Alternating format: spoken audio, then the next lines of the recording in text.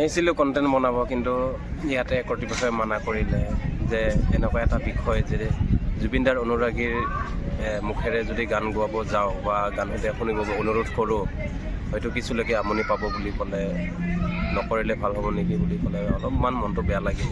কি কৰিম আৰু, মনটো ভাল লগাবলৈ আহিছিলোঁ, কিন্তু বেয়াহে লাগিল ওলোটাকে। একো নাই, মই ভাবিছিলোঁ বহুত ডাঙৰ এৰিয়া পাৰ্কখন, নতুন পাৰ্কখন, কিন্তু বেলেগৰ ভাল লাগিব পাৰে। জুবিন দাৰ অনুৰাগীৰ মুখেৰে যদি গান গোৱাব যাওঁ বা গান শুনিব অনুৰোধ কৰোঁ, হয়তো কিছুলৈকে আমনি পাব বুলি ক'লে, নকৰিলে ভাল হ'ব নেকি বুলি ক'লে অলপমান মনটো বেয়া লাগিল।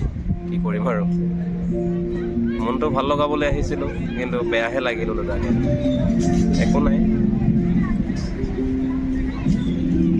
মই ভাবিছিলোঁ বহুত ডাঙৰ এৰিয়া পাৰ্কখন, নতুন পাৰ্কখন, কিন্তু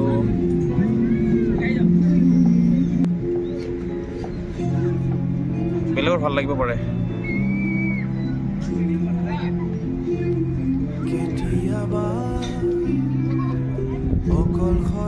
কেমেৰা চেমেৰা গেটতে থৈ আহিলোঁ। কেমেৰা কৰিলে যদি ভিডিঅ' যদি বনাবই নোৱাৰোঁ, তেতিয়াহ'লে কেমেৰাটো আনি কি লাভ আছে। কেমেৰাটো আনিলে 500 টকা, গতিকে নানিলোঁ আৰু কেমেৰাটো গেটতে থৈ আহিলোঁ।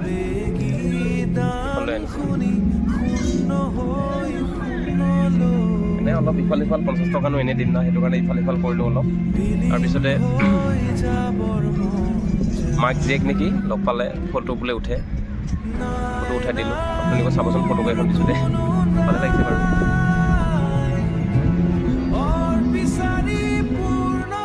ভাবিছিলোঁ জুবিনদাৰ হেজাৰ হেজাৰ লাখ লাখ অনুৰাগী আছে।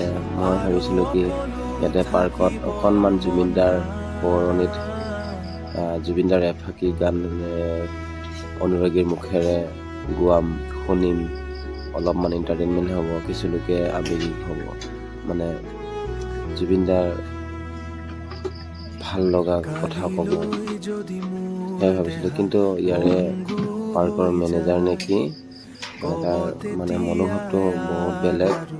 মানে একেবাৰে মানে কোনোবাই ভাবিব বুলি ক'লে যে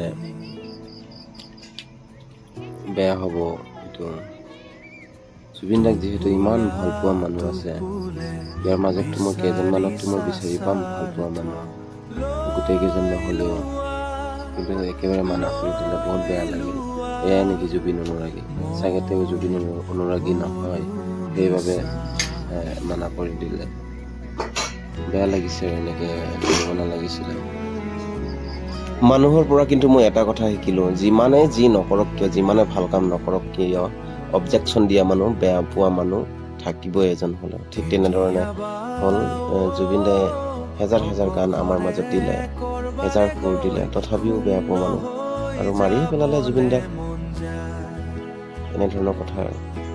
নুশুনে ফাঁকি আবেগী গান শুনি শূন্য হৈ শূন্যলৈ বিলীন হৈ যাবৰ মন যায়। ডাঙৰ কোনো অনিব খোজাৰ লগত, আৰু অপলু থাকিবৰ মন নাই কেতিয়াবা অকলশৰে।